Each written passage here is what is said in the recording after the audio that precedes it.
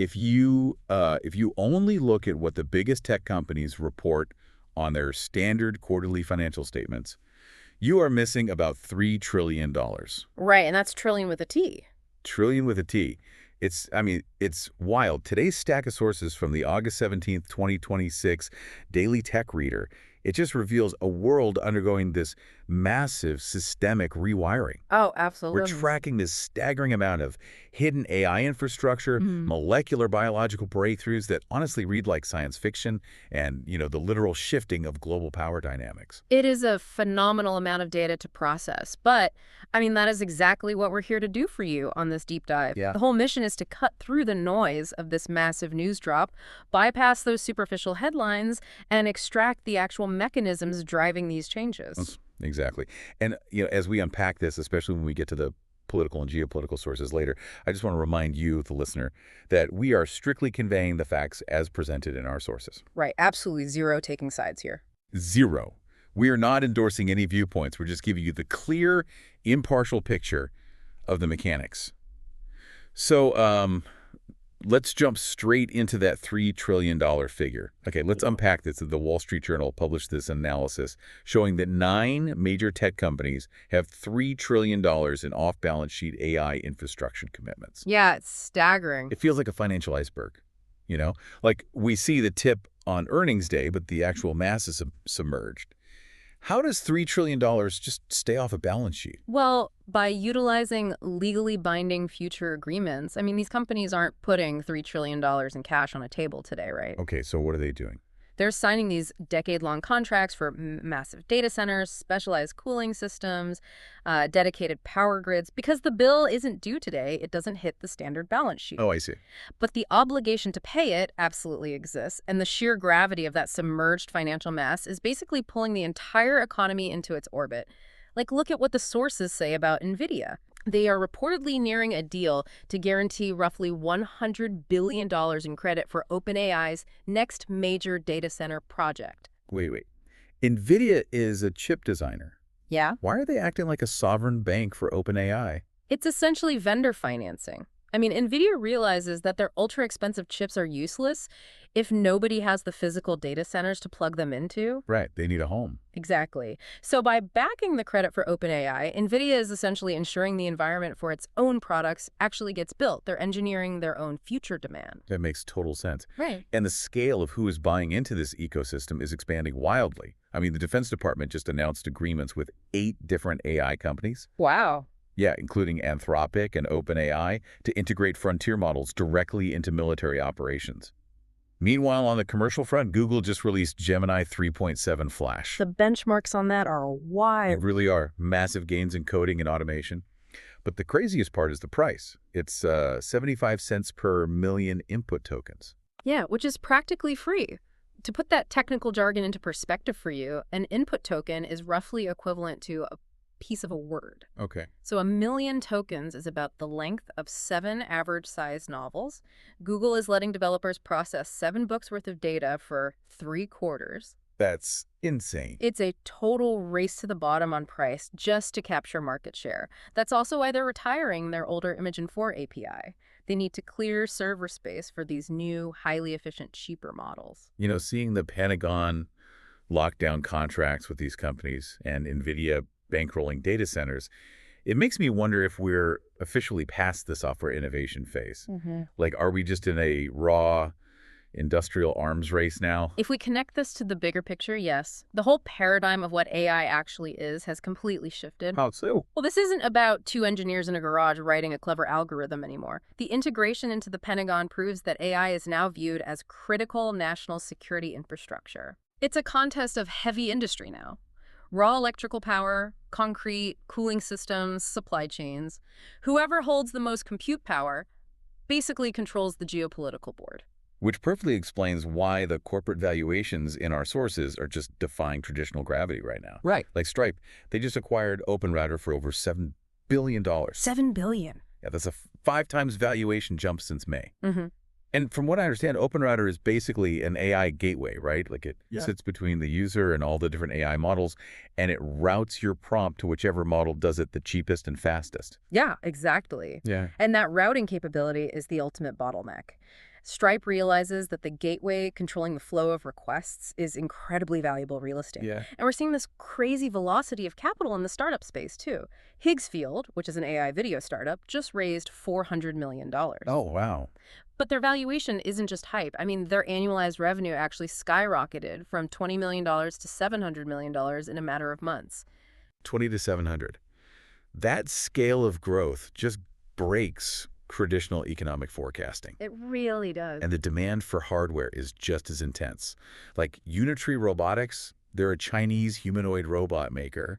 They are setting their IPO on the Star Market, which is essentially China's equivalent to the NASDAQ. Right. And it is 8,000 times oversubscribed. That's a huge number.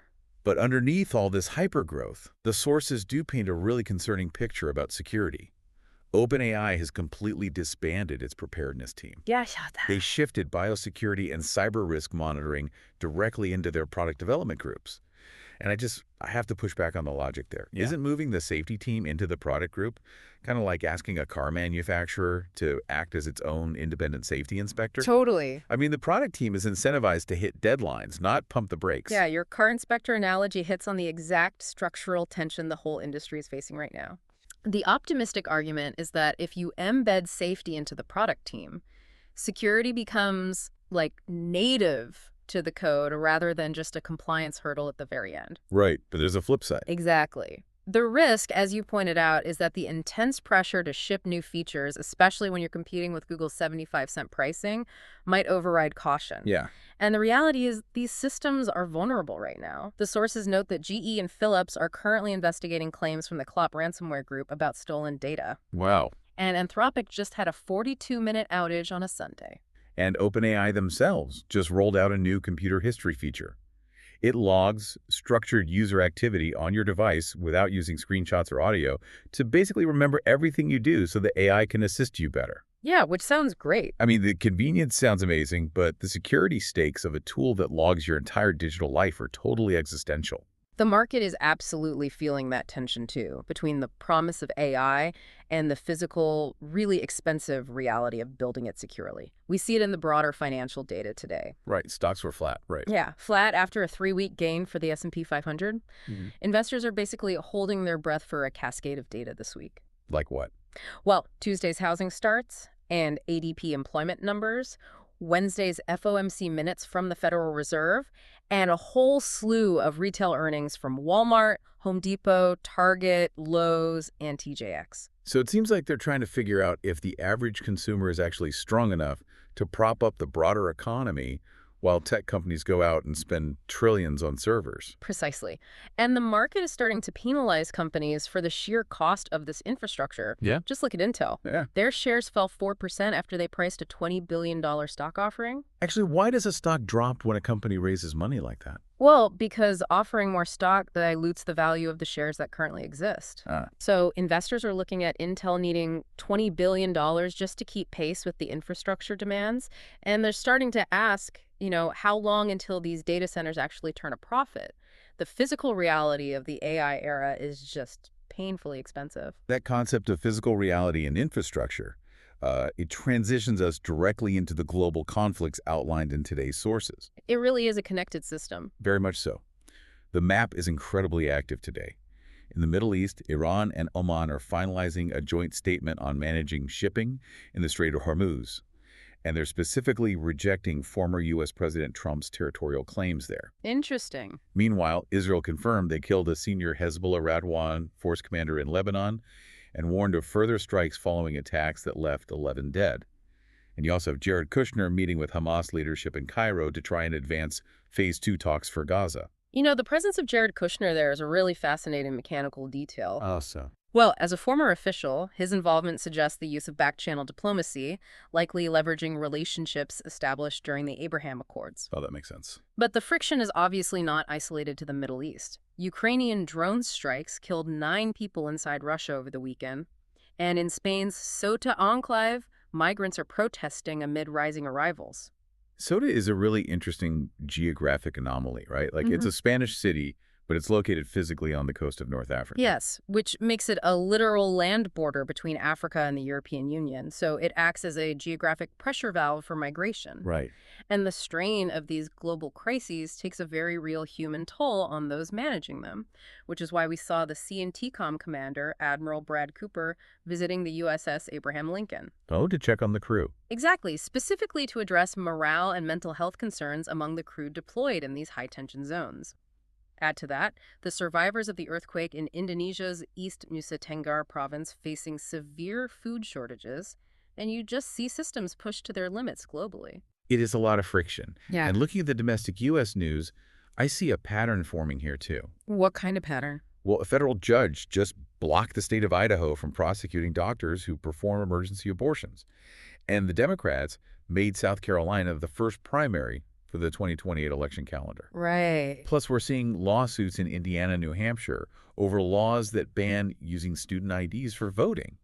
Oh, and ICE agents reportedly monitored a New York man across multiple locations, simply because he sent a critical email to the former head of the agency. Wow. When I look at all these stories, from the Strait of Hormuz to the ballot box in Indiana, they all feel like battles over choke points. What's fascinating here is how universally the concept of a choke point applies to power. I mean, a choke point is simply a node where flow can be restricted or monitored, right? That's exactly. Geographically, the Strait of Hormuz is a choke point for global oil and shipping. Politically, moving a primary to South Carolina creates a choke point that forces candidates to cater to a specific demographic early on just to survive. Legally, the requirement of a specific ID to access the voting booth is a choke point for participation. And digitally, the surveillance of a citizen over an email is an information choke point. At every level, authority is being renegotiated by controlling who gets to move, who gets to participate, and who gets privacy. It's a systemic rewiring of power structures. But let's look at how that same concept of rewiring is happening inside the human body, because the biology sources today are incredible. Here's where it gets really interesting. New research reveals the mechanism of how triple-negative breast cancer actually spreads. Okay. Apparently, the cancer reprograms these immune cells called macrophages, getting them to release proteins that actually help the tumor metastasize. To me, that sounds like a burglar breaking into a bank, but instead of sneaking past the security guard, the burglar hypnotizes the guard and gets them to help carry the vault out to the getaway car. That is a phenomenal way to visualize what is happening on a cellular level. The tumor isn't evading the immune system, it's actively conscripting it. Because macrophages are supposed to engulf and destroy threats, but the cancer feeds them chemical signals that rewrite their behavior. It's so insidious. It is. But by understanding how that hypnosis works, scientists can develop therapies to break the spell, turning the immune system back into a defender. This whole theme of reprogramming is everywhere in today's medical breakthroughs. Like the primate study with HIV. Researchers used a 3-part treatment that completely eliminated HIV infection in newborn macaques. Yeah, they didn't just manage the virus, they cleared it from the system entirely. Which is huge. And we're also seeing existing tools reprogrammed for new problems. Blood thinners, specifically a class known as NOACs, which stands for novel oral anticoagulants, they're typically used for patients with atrial fibrillation to prevent strokes. Right. But new data shows they might potentially slow cognitive decline in patients who also have Alzheimer's. Wait, how does fixing the plumbing of the heart protect the wiring of the brain? Well, the prevailing theory is that cognitive decline is often accelerated by microvascular damage, so tiny, unnoticed blood clots in the brain. Oh. By keeping the blood flowing smoothly with these NOACs, you reduce those microstrokes, preserving the brain's infrastructure. It's a mechanical solution to a neurological problem. That's amazing.